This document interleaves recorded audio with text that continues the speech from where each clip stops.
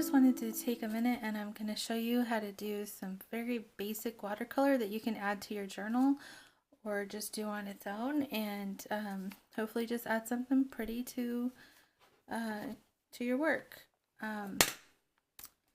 These are what I call blob roses, and you can kind of see the gold that I used to finish them off with. So I'm going to show you how to do roses, and I'm going to show you how to do feathers. Anyway, so let's get started. So today I'm using my Daniel Smith watercolors. This is a custom palette that I put together myself with a bunch of my favorite colors.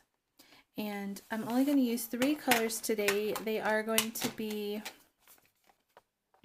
Quin Coral, English Red Earth, and Sap Green. And for the roses, those are the colors that I'm going to use. I am using this brush. It's a number 12 round, and it's kind of a travel brush, so it kind of just fits itself in there. And I have water off to the side that I'm not showing you guys. I also have like a little towel that I blot my brush on from time to time. I'll let you know when I do that. But for now, I'm just going to pick up some of the Quin Coral, which I love this color. It's so pretty. Okay, and I'm going to water it down quite a bit because I want it to be fairly light. Okay, and then I'm going to add some of the English Red, which is one of my favorite colors, not because of the color itself, but because of what it does to other colors. So I'm mixing that in with my Quin Coral, and that's just going to mute down that color so it's not quite so bright and just makes this really beautiful soft tone. Grab a little bit more. Okay, and then I'm going to add a little bit more water because I want it to be a little softer. Okay, so for this page,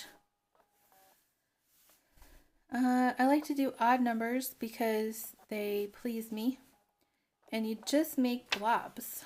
So it's so easy. Absolutely anybody can do this technique.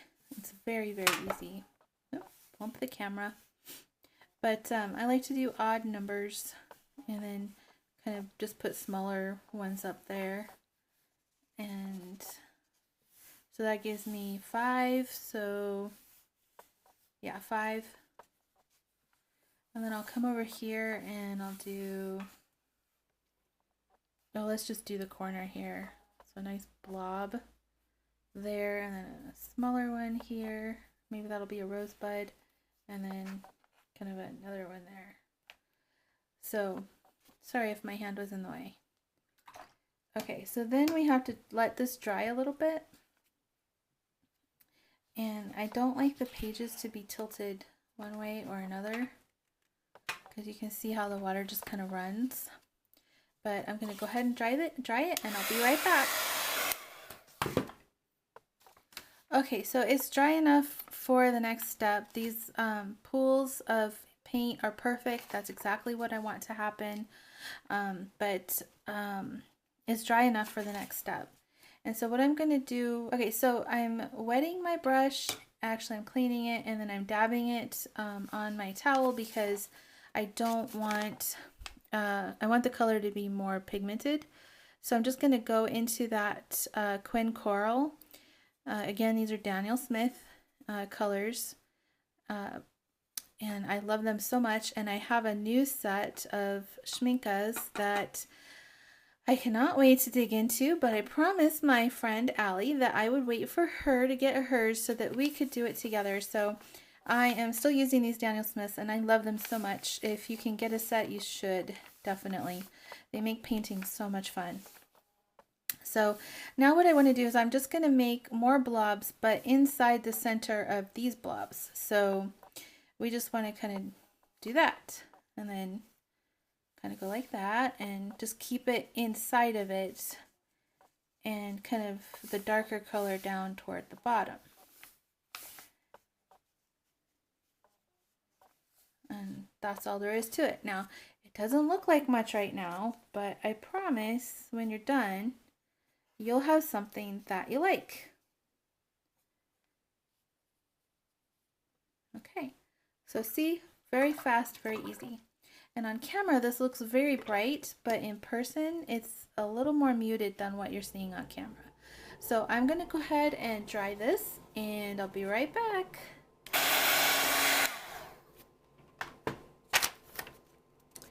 Okay, so this is dry enough for the next step. And I actually burned my finger with my heat gun.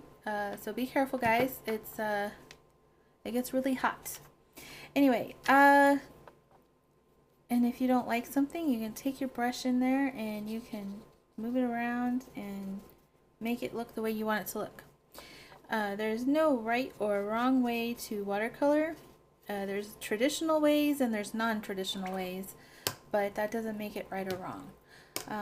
Honestly, I don't know what method I use. I just do what feels nice. I like to paint the essence of something. I don't want it to look exactly like a rose. I want to paint the essence of a rose. So that's kind of my goal when I paint. So I'm going to go back in. Actually, I'm going in for the first time with you guys into the sap green. And I want it to be kind of an inky consistency. And that's pretty good. I am going to add a little dab of this English red into it because I want color harmony. So with color harmony, because I use that English red with the Quin Coral, I can use the English red with the sap green and it will harmonize the colors. So I don't know if that's a technical term. It's just the one I use to describe what I do. And I'm just keep adding until I get a color that I like in my pan. Now I'm not gonna go into these colors again. I'm just gonna paint from here and I'm just gonna pick up my paint. So what I'm gonna paint now are leaves. Now rose leaves are 3 and 5 on a stalk.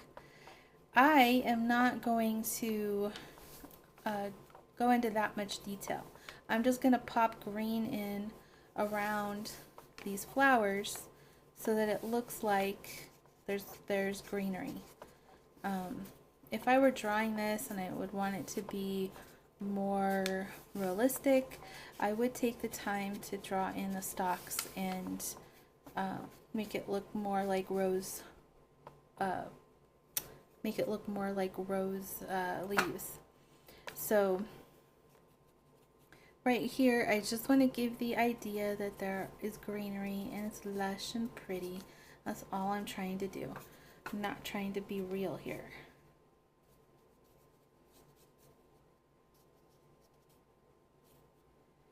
Okay, so then what I would do is I would dry this as well, but I'm not going to because you guys don't.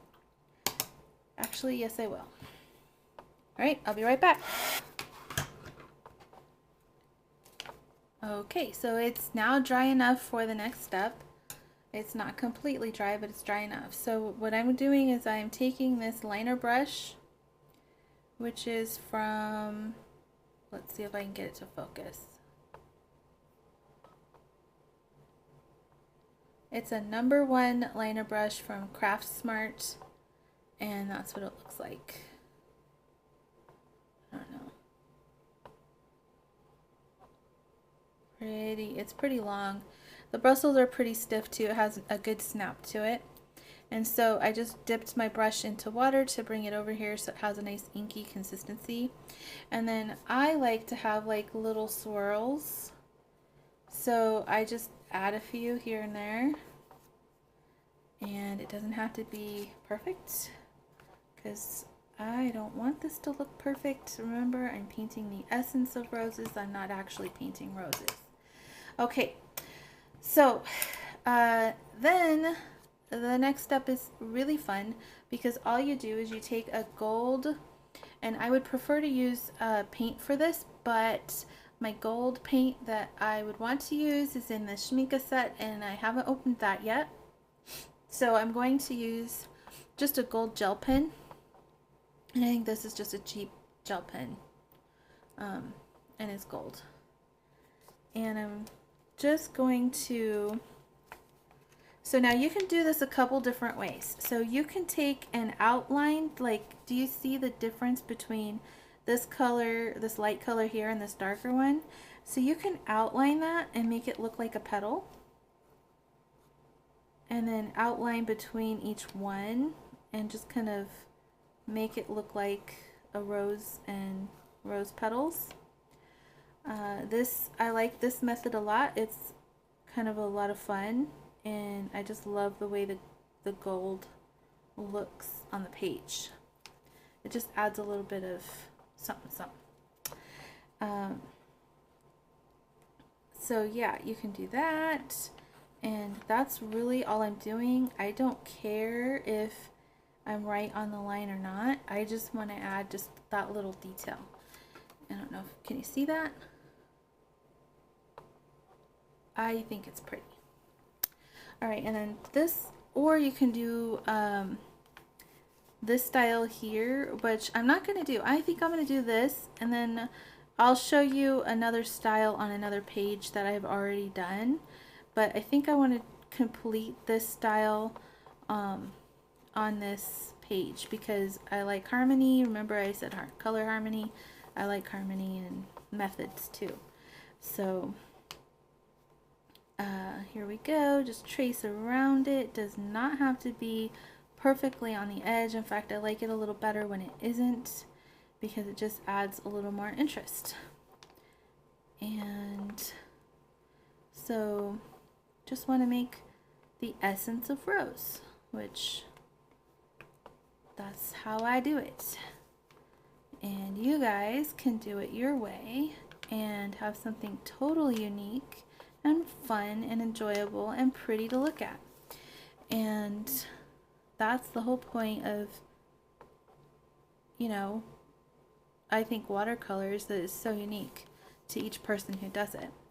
Okay, and then for the leaves, I do the same thing. I'm just gonna like make basic leaf shapes with my pen. And this one could have 2 leaves on it. And that's it. So do you get to see that page?